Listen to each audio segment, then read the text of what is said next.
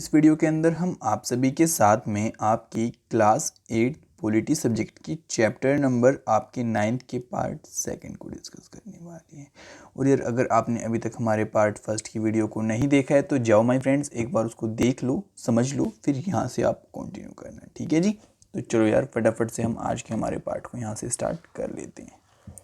सबसे पहले हम सभी को गिवन है हमारा सस्टेनेबल डेवलपमेंट गोल नंबर 6, जिसका मतलब है आपका क्लीन वाटर एंड सैनिटेशन, यानी कि सभी को पीने का साफ पानी मिले, साथ ही यहाँ पे सभी जगह साफ सुथरा रहे, ठीक है। उसी के साथ अब यहाँ पे कहते हैं कि there have been several court cases in which both the high court and the Supreme Court have held that the right to safe drinking water is a fundamental right। कि भाई हमारे पास ऐसे बहुत सारे कोर्ट के अंदर केसेस भी pending हो रखे हैं, जहाँ पे हम सभी को पता है कि भाई बहुत सारों का रिजल्ट भी आया है कि भाई जो हमारी मतलब कि हमारे पास अच्छा पीने का पानी होना चाहिए, ये हमारा एक फंडामेंटल राइट है, ये बात हमें बताते हैं। इन 2007 the Andhra Pradesh high court restated this while hearing a case based on a letters written by a villager of the Mahbubnagar district on the contamination of drinking water. कि भाई जब यहाँ पे पीने का पानी ख़राब हो गया आपका, इसका महबूबनगर डिस्ट्रिक्ट का आपकी, तो यार आपका जो कोर्ट था ना वहाँ का, मतलब कि हाई कोर्ट था आंध्र प्रदेश का, तो उसने यहाँ पे बताया कि भाई जो हमारी फंडामेंटल राइट है वो ये भी एक राइट है कि हमारे पास पीने का साफ़ सुथरा और अच्छा पानी होना चाहिए। The villagers' complaint was that a textile company was discharging poisonous chemicals into a stream near his village, contaminating groundwater, which was the source of irrigation and drinking water। अब इस केस के अंदर उन लोगों ने बताया कि भाई यहाँ पे पास में ही एक कंपनी है जो कि अपने सारे वेस्ट को यहाँ पे एक मतलब कि रिवर के अंदर या फिर किसी खुले के अंदर डाल, जिस वजह से जो हमारा मतलब कि ग्राउंड वाटर है वो भी ख़राब हो रहा है, और उसी पानी का इस्तेमाल हम लोग सिंचाई के लिए भी करते हैं और पीने के लिए भी करते हैं। द जजेस directed the Mahbubnagar district collector to supply 25 litres of water to each person in the village. अब यहाँ पे उसी के साथ जो जज था उसने ऑर्डर दिया डिस्ट्रिक्ट कलेक्टर को, यहाँ पे आपके जो महबूबनगर था उसको, और कहा कि भाई तुम्हारी जिम्मेदारी बनती है 25 लीटर हर घर में पानी पहुँचाना, हर एक पर्सन तक, मतलब कि गांव में। उसी के साथ यार अब हमारे पास नेक्स्ट जो हमारा टॉपिक आता है वो हमें बताता है पब्लिक फैसिलिटीज़ के बारे में। हम यहाँ पे कहते हैं like water there are other essential facilities that need to provided for everyone. कि भाई पानी की ही तरह और भी कुछ ऐसी ज़रूरी सुविधाएं होती हैं जो कि लोगों तक पहुँचाना बहुत इंपॉर्टेंट काम रहता है। Last year you read about 2 other such facilities, health care and sanitation. कि भाई पिछले साल आपने ऐसी 2 फैसिलिटीज़ के बारे में स्टडी किया था आपकी क्लास 6 के अंदर, उसमें से एक थी आपकी मतलब कि क्लास 7 के अंदर एक थी आपकी हेल्थ केयर और एक थी आपकी sanitation. Similarly there are things like electricity, public transport, school and college that are also necessary. अब हमें बताता है कि भाई इसी की तरह जो आपकी बिजली की फैसिलिटी होती है, जो आपके पब्लिक ट्रांसपोर्ट होते हैं, जो आपके स्कूल से आपको पहुंचाते हैं, आपके कॉलेज में आपको पहुंचाते हैं, इन सभी का भी होना बहुत ज़रूरी होता है। They are known as public facility. इन सभी को हम क्या बोल देते हैं माय फ्रेंड्स, यहाँ पे पब्लिक फैसिलिटीज़ बोल देते हैं। अब बताता है the important characteristic of a public facility is that one is provided it's benefit can be shared by many people. कि भाई जो ये आपकी बेनिफिट प्रोवाइड करती है ना आपकी पब्लिक फैसिलिटीज़, इनको मतलब बहुत सारे लोग लेते हैं और बहुत सारे लोग इनका मतलब फ़ायदा उठाते हैं।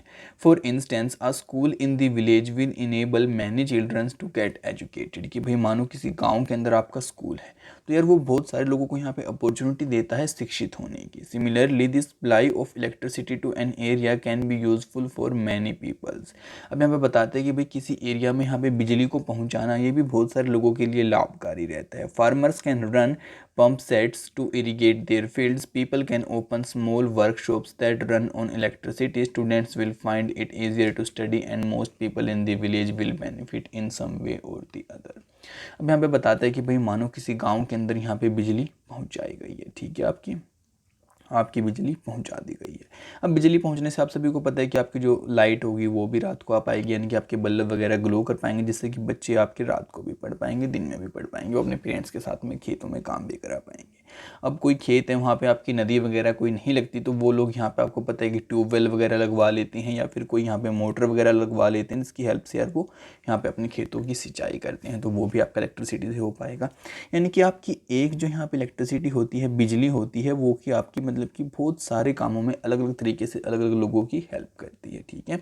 और इसी टाइप की हेल्प करवाने को हम यहाँ पे पब्लिक फैसिलिटीज़ बोल देते हैं।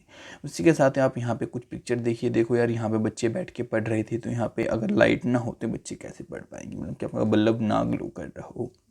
उसी के साथ एक बार आप यहाँ पे ओपन में देखिए, फिर यहाँ पे कहता है the Indian constitution guarantee the right to education for all childrens between the age of 6 to 14 years.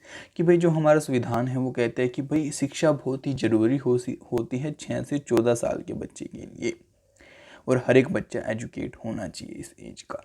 Equality equality in the school facilities available to all children is an important aspect of this right. However, activist scholars working on education have documented the fact that schooling in India comes to be highly unequal. यहाँ पे कुछ ऐसे documents भी हैं जो हमें बताते हैं कि भाई इंडिया की जो स्कूलिंग है काफ़ी अनइक्वल है, लेकिन काफ़ी सारी चीज़ें हमें इक्वल भी इस चीज़ को शो करने की कोशिश करती हैं। बाकी एक बार आप इस पिक्चर को देखो, यहाँ पे मेरे ख्याल से बच्चे को पोलियो पिलाया जा रहा है, तो आप इस पिक्चर को भी यहाँ पे देख सकते हैं। अब यहाँ पे आप सभी को बताता है the government need to play an active role in providing adequate access to the proper health facility for the entire population. कि भाई ये भी हमारी सरकार की जिम्मेदारी बनती है कि हर एक जो मतलब कि नागरिक है उस तक जो ज़रूरी हमारी मेडिकल की सुविधाएं हैं वो भी पहुँचाई जाएँ। This include the eradication of preventable disease like the polio as shown in the above photograph। इसके अंदर आपकी कुछ बीमारियां रहती हैं, जैसे कि उन्हीं बीमारियों के अंदर से आपकी एक पोलियो बीमारी भी आती है, और उसका इलाज कुछ इस तरीके से आपका यहाँ पे किया जाता है, ठीक है। अब यहाँ पे देखो यार, यहाँ पे हमारे पास नेक्स्ट पैराग्राफ आता है जो कि हमें बताता है दी गवर्नमेंट रोल, यानी कि हमारी जो सरकार है उसका क्या रोल रहता है। अब यहाँ पे कहते हैं given that public facilities are so important someone must carry the responsibility of providing these to. कि भाई यहाँ पे जो हमारी पब्लिक फैसिलिटीज़ होती हैं बहुत ही ज़्यादा इंपॉर्टेंट होती हैं, तो किसी की अब जिम्मेदारी तो होनी चाहिए ना कि भाई कौन इनको प्रोवाइड करेगा। The people this someone is the government, one of the most important function of the government. कि भाई ये पीपल भी आपका एक गवर्नमेंट का ही आदमी होगा, और ये भी आपके गवर्नमेंट के सबसे इम्पोर्टेंट फंक्शंस में से एक फंक्शन रहता है कि भाई लोगों तक पब्लिक फैसिलिटीज़ पहुंचाना।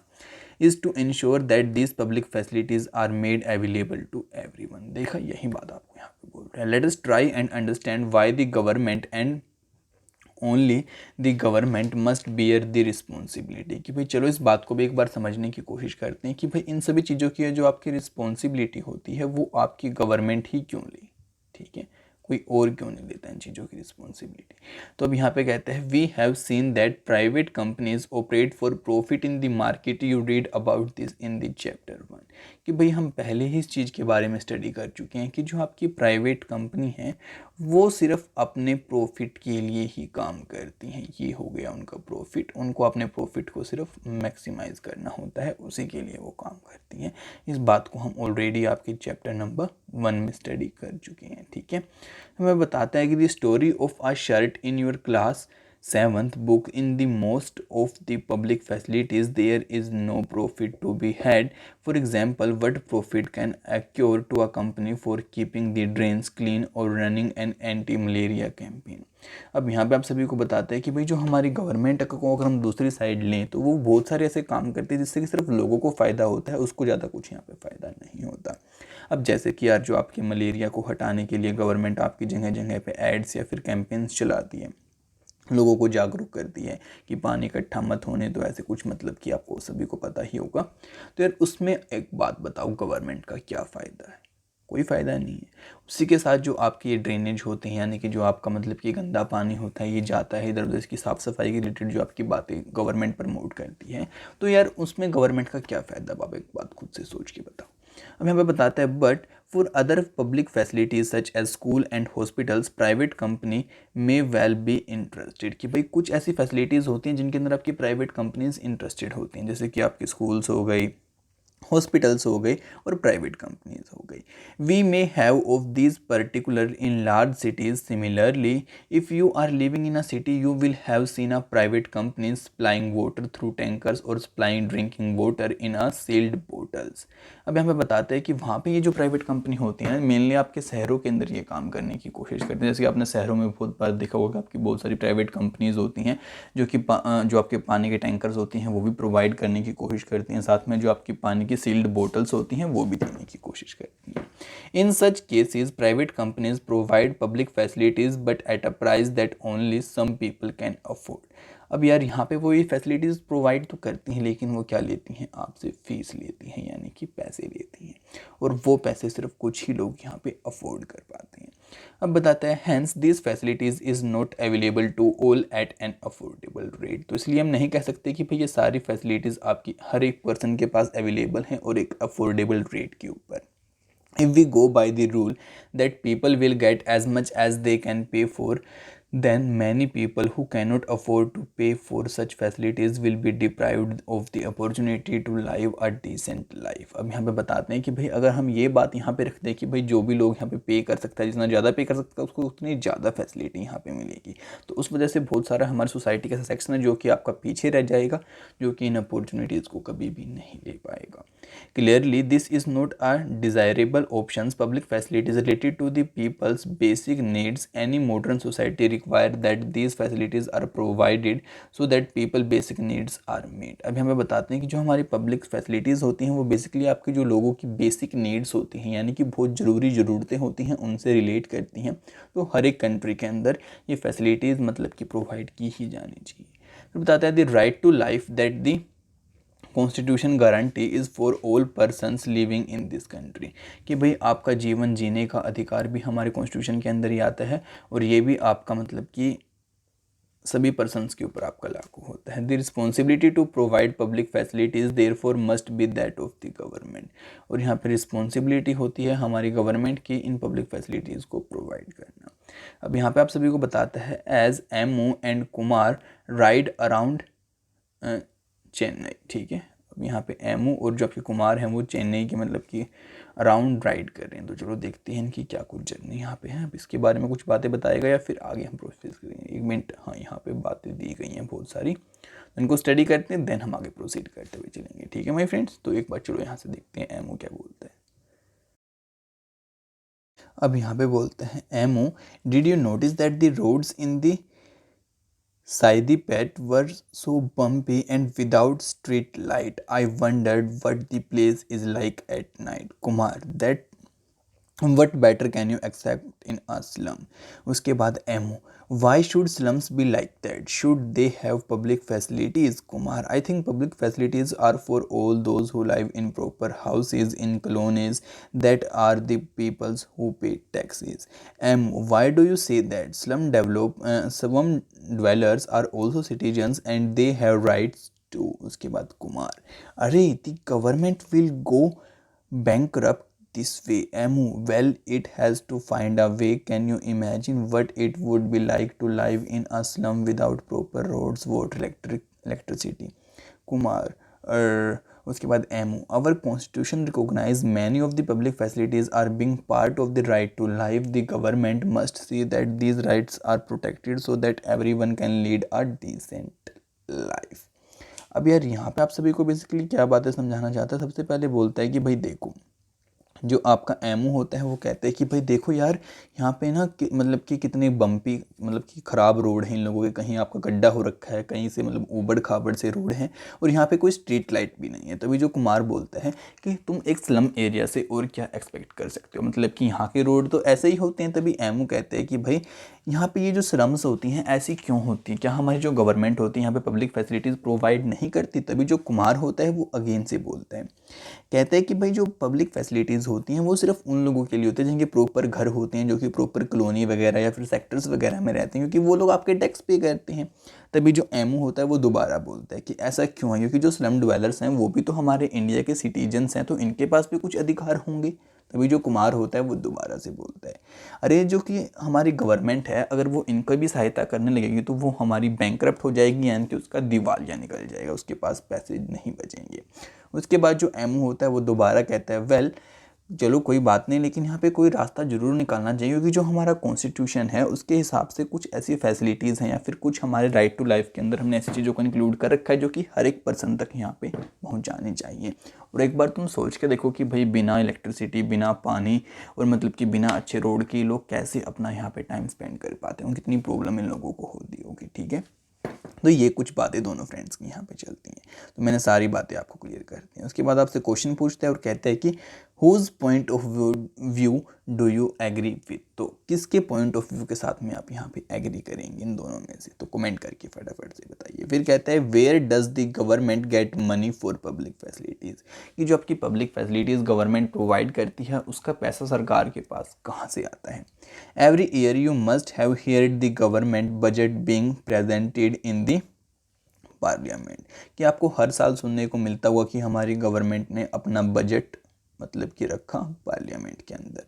This is an account of expenses the government has made on its programme in the past year and how much it plans to spend in the coming year. ये यार आपका वो प्लान होता है जहाँ पे government ने पिछले साल पैसा लगाया है और अब के साल जहाँ पे वो लगाने वाली है, उन दोनों का मतलब सारा इसके अंदर ब्यौरा दिया गया होता है। फिर बताता है in the budget the government also announce the various ways in which it plans to meet this expenses. और उसके अंदर मतलब कि गवर्नमेंट बहुत सारे ऐसे तरीके भी बताती है कि वो अपने एक्सपेंसेस को यहाँ पे कैसे मैनेज करेगी।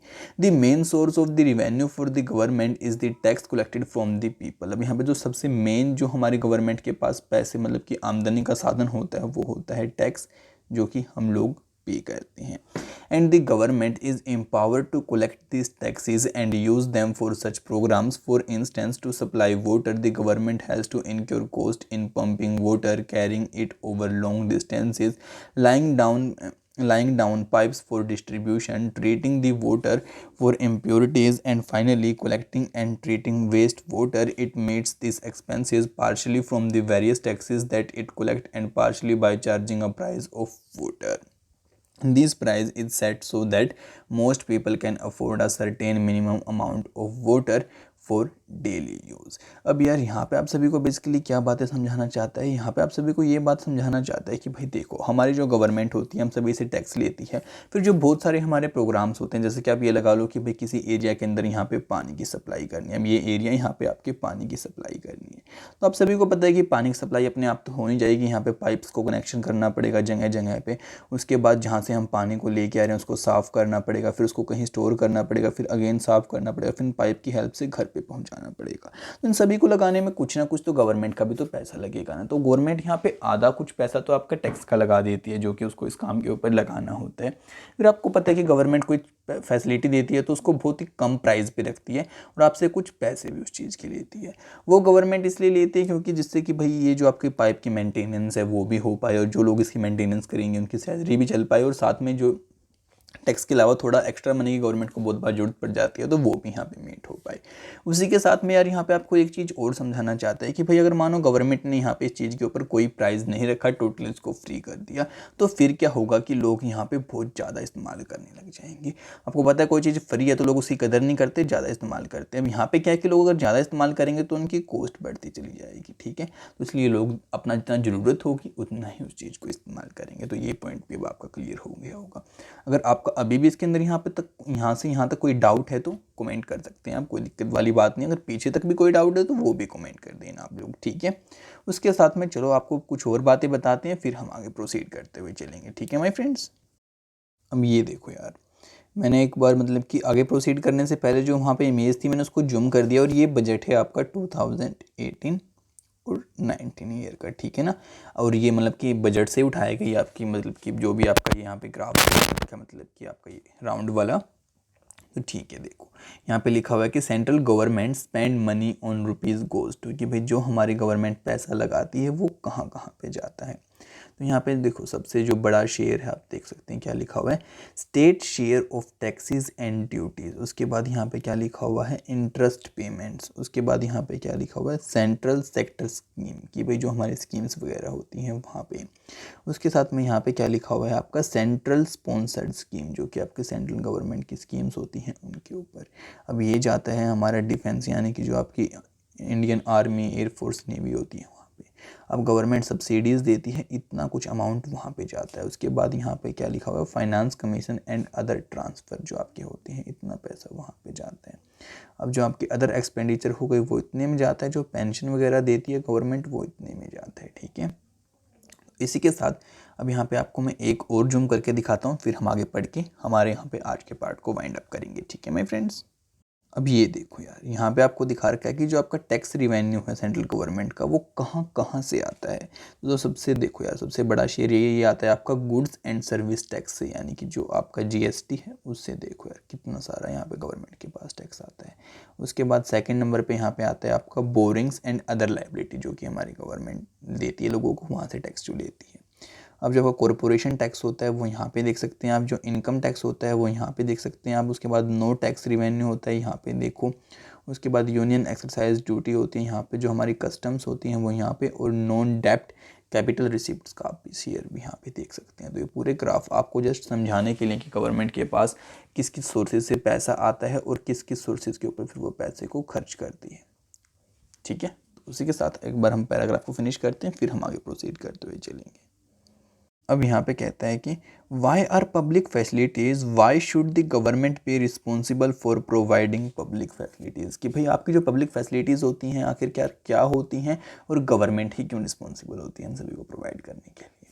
तो मे बी यार अब आप इसका आंसर बहुत अच्छे तरीके से दे सकते हैं। इतना कुछ समझाने के बाद भी अगर आप आंसर में गड़बड़ी कर मचा पा रहे हैं तो ये बहुत गलत बात होगी आप सभी के लिए।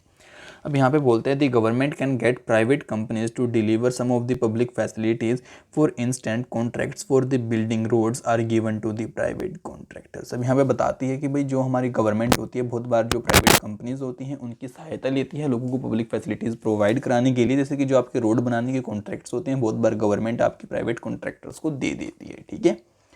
तो अब बताता है distribution of electricity in Delhi is done by 2 private companies, कि भाई जो आपके दिल्ली के अंदर आपकी जो इलेक्ट्रिसिटी प्रोवाइड करी जाती है वो 2 कंपनीज के द्वारा प्रोवाइड की जाती है। However, the government must keep a close watch on these and ensure that they fulfill their commitment to reach these facilities to all people and at a affordable price. अब government उसके साथ में उनके ऊपर check भी रखती है कि भाई जैसा हमने इनके साथ में मेजर रखा था क्या ये सच्ची में वैसी फैसिलिटी लोगों को प्रोवाइड करा पा रहे हैं या फिर नहीं करवा पा रहे हैं, ठीक है। उसके साथ में अब यहाँ पे आपसे पूछते हैं why do you think the government must assume the overall responsibility for the public facilities even when it get private companies to do part of the job, कि भाई आपको ऐसा क्यों लगता है कि भाई जो हमारी गवर्नमेंट है उसी को सारी रिस्पॉन्सिबिलिटी लेनी चाहिए पब्लिक फैसिलिटीज़ की, जबकि वो थोड़ा बहुत यहाँ पे प्राइवेट्स को भी देती है। उसी के साथ में आपको थर्ड में बोलता है कि look at your water bill and find out what the minimum rate is for municipal water in your area, कि भाई जो आपके घर पे पानी का बिल आता है एक बार आप उसको देखो और फिर यहाँ पे पता लगाने की कोशिश करो कि भाई आपके एरिया में आखिर क्या रेट है। Does the rate increase the use of water increase, जैसे जैसे आप पानी का यूज़ यहाँ पे बढ़ाएंगे क्या आपका रेट भी यहाँ पे बढ़ता चला जा रहा है। एक बार आप इस चीज़ को चेक करके देखो। Why do you think the government charges a higher rate of for greater use of water, कि भाई आपको ऐसा क्यों लगता है कि जो हमारी गवर्नमेंट है वो ज़्यादा रेट लेती है अगर हम ज़्यादा पानी इस्तेमाल करते हैं। तो उसके साथ में फोर्थ में यहाँ पे आपसे पूछता है कि find out the various kind of taxes pay to the government by talking to a salaried person running his or her own factory business and a shopkeeper, share your findings in the classroom with the teacher. अब यार यहाँ पे आप सभी को कहते हैं कि भाई आप एक काम करो, मतलब कि अगर आपके घर में कोई सैलरी वाला पर्सन है तो आप उससे पूछो कि भाई आप गवर्नमेंट को कितने टैक्सेस देते हैं। जो आपके आसपास कोई दुकानदार है या फिर कोई बिजनेसमैन की खुद की कोई फैक्ट्री है तो आप उससे पूछो कि आप गवर्नमेंट को कितने टैक्सेस देते हैं। तो आपको पता लगेगा कि भाई लोग कितने सारे टैक्सेस यहाँ पे गवर्नमेंट को पे करते हैं। फिर उन्हीं के बिहाफ पे वो जो गवर्नमेंट होती है अपने वर्कर्स को सैलरी प्रोवाइड करती है, साथ ही आप सभी को पता है कि पब्लिक फैसिलिटीज़ भी प्रोवाइड करी जाती हैं। उसी के साथ में यार मतलब कि आपका ये वाला पैराग्राफ भी हम अभी स्टडी कर लेते हैं। यहाँ पे कह रहे हैं आप सभी को buses are the most important forms of the public transport over short distance. It is the main link to the work place of for the majority of the working people with rapid urbanisation the public bus system even in the major cities has not been able to keep up with this demand. As an alternative the government has planned ambitious metro rail project for Delhi and the other metropolitan cities. Rupees 11,000 crore was spent for the government budget for the construction of the first segment of the metro rail in Delhi using the latest technology, people have pointed out that this massive expenditure could have been avoided if only a fraction of this amount was spent on upgrading the public buses system. Would you agree? What do you think could be the solution for the other regions of India? अब यार यहाँ पे आप सभी को basically ये बात बताता है कि जो हमारी बसेज होती हैं बहुत ही इंपॉर्टेंट रोल यहाँ पे प्ले करती हैं और ये भी हमारी गवर्नमेंट की बहुत ही अच्छी हमारी एक फैसिलिटीज़ है। उसी के साथ में आपको यहाँ पे ये बात भी समझाने की कोशिश करता है कि भाई जो बसेज होती हैं वहाँ पे जो बहुत सारे वर्किंग लोग होते हैं उसको एक जगह से दूसरी जगह पे लेके आने का काम करती है और वहाँ से वापस लेके जाने का काम करती हैं। अब जो गवर्नमेंट है आप सभी को पता होगा कि उसने यार 11,000 करोड़ रुपए आपके खर्चे थे आपकी जो मेट्रो ट्रेन्स होती हैं उनको लागू करने में, आपके जो बड़े बड़े मेट्रोपॉलिटन सिटीज़ हैं उनके अंदर, ठीक है। जिससे कि यार लोगों का ये कहना था कि भाई इतना सारा पैसा यहाँ पे मेट्रो के ऊपर ना खर्च किया जाए, जबकि जो एग्जिस्टिंग पब्लिक फैसिलिटी यानी कि हमारी बस है आप उसकी ही इम्प्रूवमेंट कर दो, वो ज़्यादा अच्छा रहेगा। लेकिन जो गवर्नमेंट थी उसने यहाँ पे मेट्रोज़ के ऊपर स्पेंड किया और फिर बाद में मेट्रोज़ ने भी अच्छा यहाँ पे रिजल्ट निकाला है, ठीक है। तो ये कुछ आपकी ऐसी होती है, आपने देखा होगा कि पूरी मॉडर्नाइजेशन यहाँ पे लगता है। उसी के साथ यार यहाँ पे जो अब आपका ये नेक्स्ट वाला टॉपिक है इसको हम डिस्कस करेंगे हमारे नेक्स्ट पार्ट की वीडियो के अंदर। तो उसकी सबसे पहले देखने के लिए चैनल को आप सभी को पता है कि सब्सक्राइब करके बेल नोटिफिकेशन को ऑल पे सेट कर लेना है, ठीक है। और अगर आपको वीडियो अच्छी लगी तो इसको लाइक करना बिल्कुल भी मत भूलना, अपने फ्रेंड्स के साथ में शेयर करना जिससे कि उनको भी नॉलेज मिल पाए और उनकी भी हेल्प हो पाए। बाकी आपसे मिलते हैं नेक्स्ट वीडियो में जल्दी ही, तब तक के लिए माय फ्रेंड्स बाय बाय।